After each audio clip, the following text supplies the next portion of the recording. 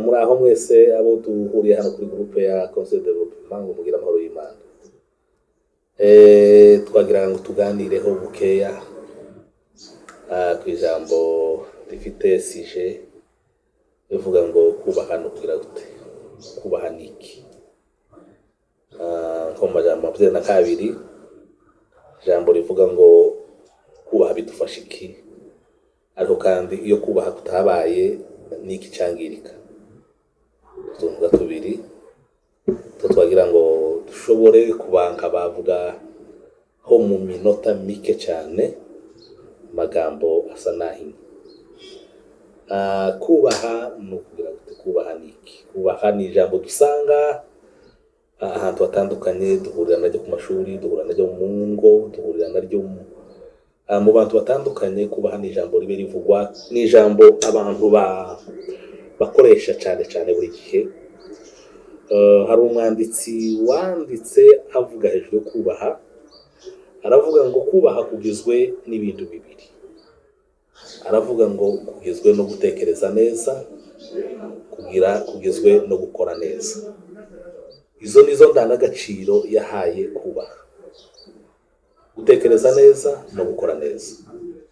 Arabihuza, aravuga ngo kubaha ni ugutekereza neza ugakora neza kuri mugenzi wawe. Kuko niko yashoboye kubivuga. Rero ninde wubaha, ninde wubahwa? Hubaha umuntu kandi hakubahwa umuntu. Iyo nibwo inzira imwe. Inzira ya kabiri, hubahwa igikundi kandi akaba nacyo kinubahwa, kirubaha kikanubahwa. Igikundi ni ikihe? Igikundi ni aho abantu bihurije, ushobora kwihuriza mu rusengero rumwe, muri ministeri, muri association, muri koperative, muri maklebe ya kabumbu, mu maparti politike. Ahantu ni henshi, ahantu usanga abantu bagenda bihuriza. Aho niho hakabiri umuntu ashobora kuvuga ngo hakeneye kubahwa, hakeneye no kubaha. Umuntu arubaha ahantu umuntu arubaha, umuntu akanubahwa. Igikundi kirubaha, igikundi kikagenda no kubahwa. Kizo nce zibiri, utwo duntu tubiri nitwo dukunze kugaragaramwo cyangwa se twakoreshwa kugira ngo kubaha kugaragare kufite agaciro.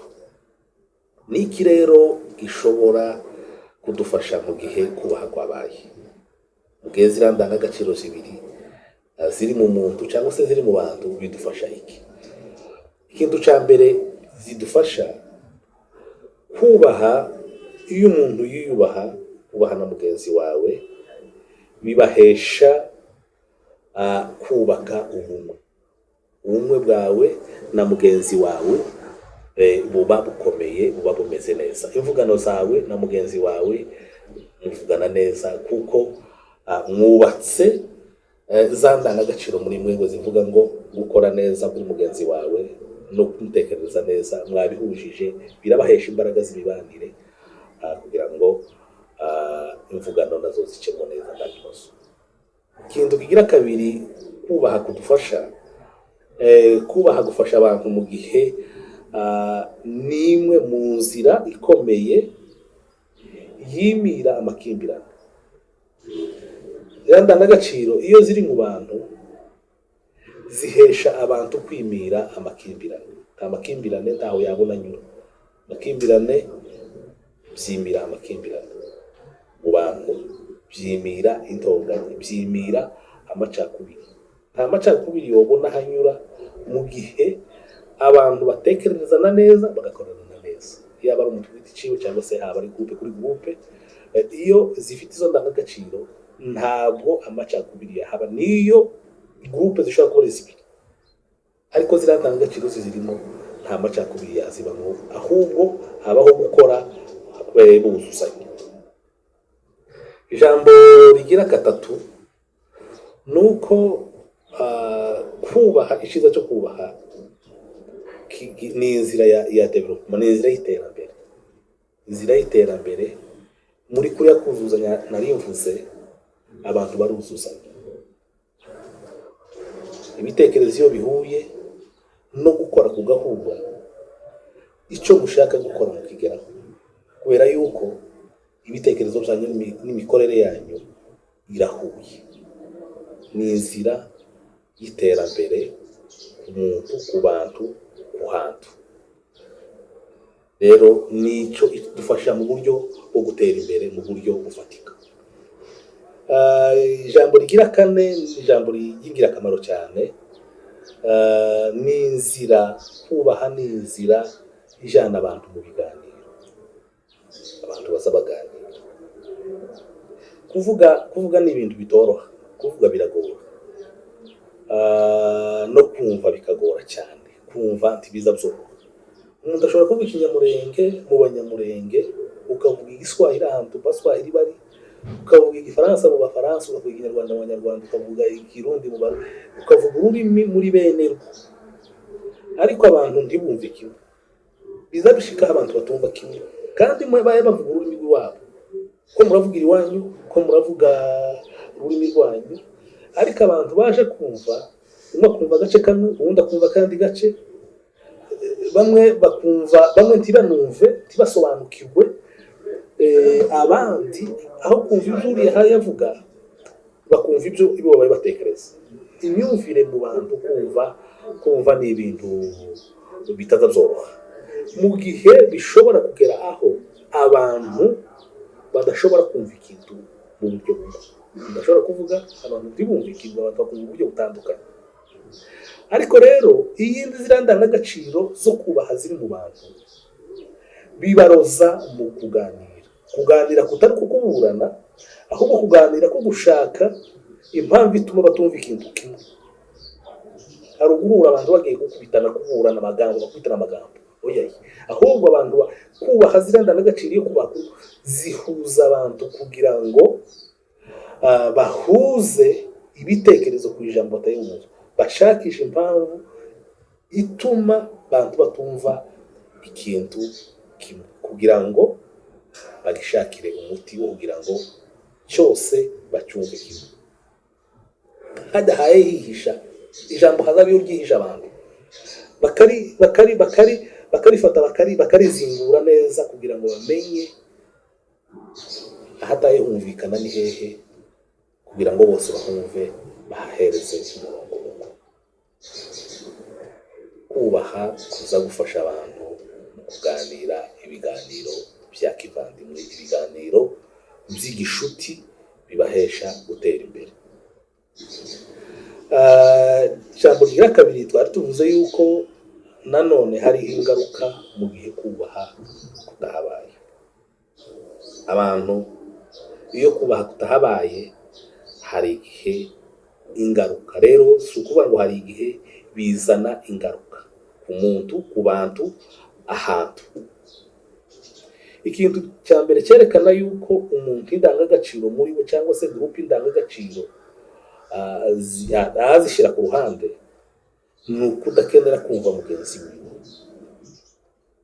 Kuko imbaraga za mugenzi we tukisubiye haruguru, imbaraga zanje ni mugenzi wanje. Kubaha mugenzi wanje niko kumpesha imbaraga, niko kumpesha kubana nawe, kandi kubana nawe nibyo bimpesha imbaraga. Ariko rero iyi ndangagaciro zimaze umuntu azishyira ku ruhande, umuntu udakenera kumva imbaraga ziwe, aricyo gitekerezo kiva kuri mugenzi we. Ntakenera kumva ibitekerezo bya mugenzi wiwe, ntatekereza kumva, cyangwa se groupe ntinatekereza kumva ibitekerezo biva ku yindi groupe.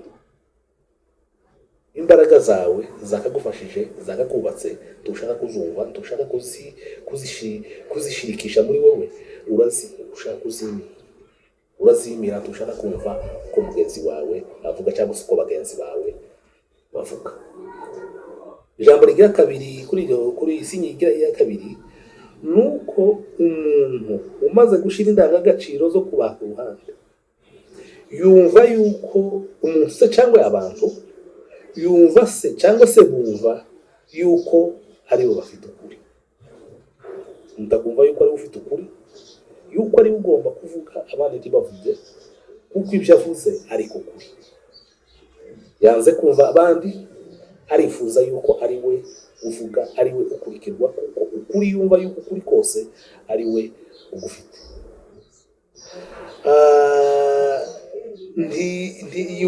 Yumva yuko ari we ugomba gukora ibyo akora, ari byo byiza,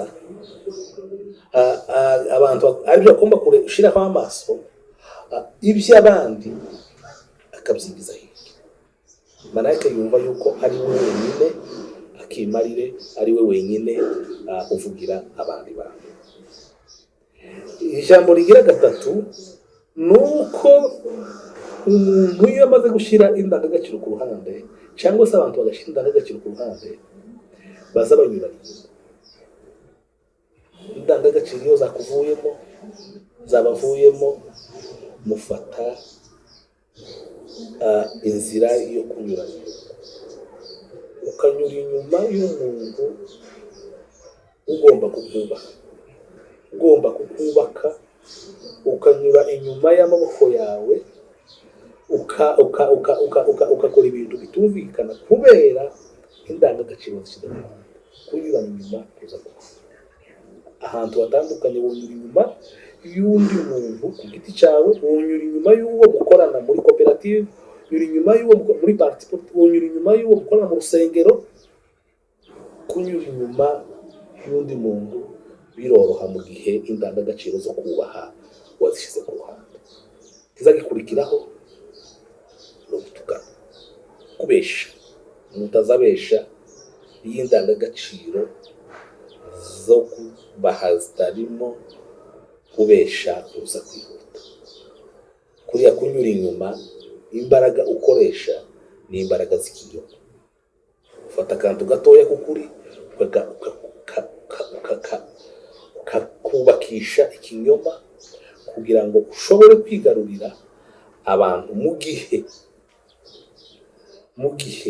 witegura intambara. Iyo unyura inyuma y'undi muntu uba uhaye utegura intambara nawe. Bariya abantu uba uhaye ushaka kwigarurira ni ukugira ngo bazagufashe mu gihe uzabesha ikinyoma cyawe ntikikumvikana yuko ari ukubesha, ibitutsi zawe ntibikumvikana yuko ari ibitutsi. Bazavuga ati uri umugabo, uyu ni uwo mugabo. Wanyuze inyuma y'undi muntu utangiye kubesha, wanyuze inyuma y'undi muntu utangiye kugira gute, utangiye gutukana. Indangagaciro zitakurimo, ntuzi utora umutuka, ntuzi ureba imyaka y'umuntu, ntuzi ureba aho ari, ntuzi ureba urugero rwiwe arimo. Iyi ndangagaciro zo kutubaha wazishize ku ruhande, utuka umuntu utitaye uwa ari, utukanira ahantu utitaye ngo ahangaha ni hehe, aha ni hehe mpagaraze kugira ngo uvuga aya magambo, kugira ngo mbeshe mpagaraze ko ndabeshera hehe, ndabesha ndi kumwe nawe. Ukaja kuri WhatsApp ukabesha ikintu cyumvikana yuko, kandi ukabesha umuntu utazi utaranabona gutya, ariko ukifuza kubita ikinyoma, ugatuka umuntu utazi ukamutukira kuri meti. Indangagaciro zo kubaha wazishize ku ruhande. Ikizagikurikiraho habaho kwerekana imbaraga, kurwana, kuko warateguye sigara kurwana. Ni ingaruka ziva ku kutubaha umuntu ku giti ciwe cyangwa se groupe. Kurwana si ishema, gutukana si ishema, kubesha si ishema. Abantu bose barakondana kubesha, abantu bose barakondana gutukana.